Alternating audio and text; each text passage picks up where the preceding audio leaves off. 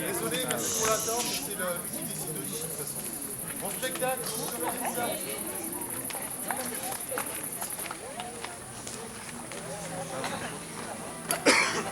Bienvenue voyageurs, prenez place. Voici venir l'histoire de Tubalcain. Qui ne connaît pas ce dieu du feu?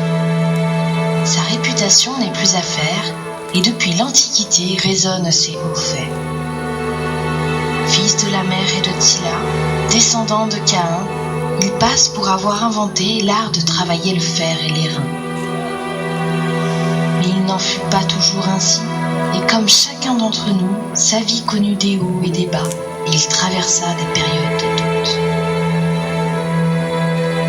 Alors aujourd'hui, devant vos yeux ébahis, et peut-être un peu fatigués par cette journée à la maison forte de 59 à la vie, nous allons vous conter comment Tubalcain conquit son art.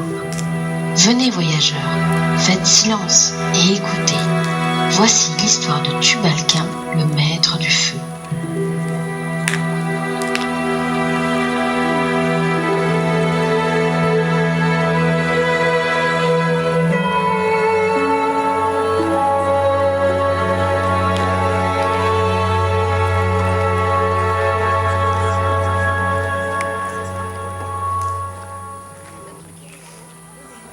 Le futur dieu de la forge maîtrisait le pouvoir du feu.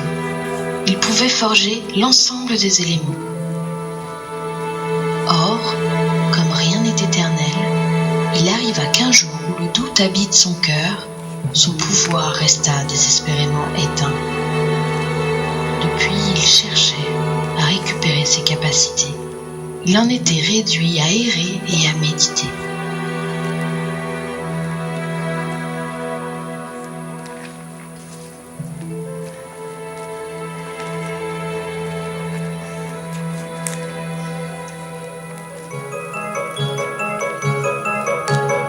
Une étrange créature fit soudain son apparition. Quel est donc ce petit être espiègle et magique qui virevolte dans un tourbillon de flammes?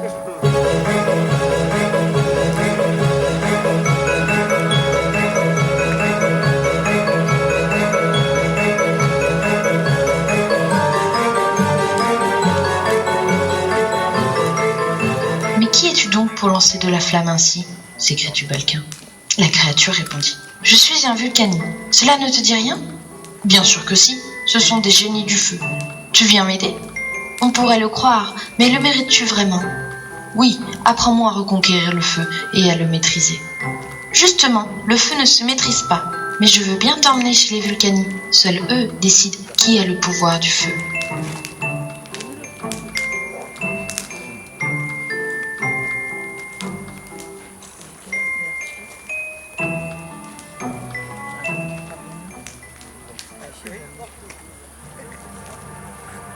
Les Vulcani habitent au centre de la Terre, près de la lave incandescente.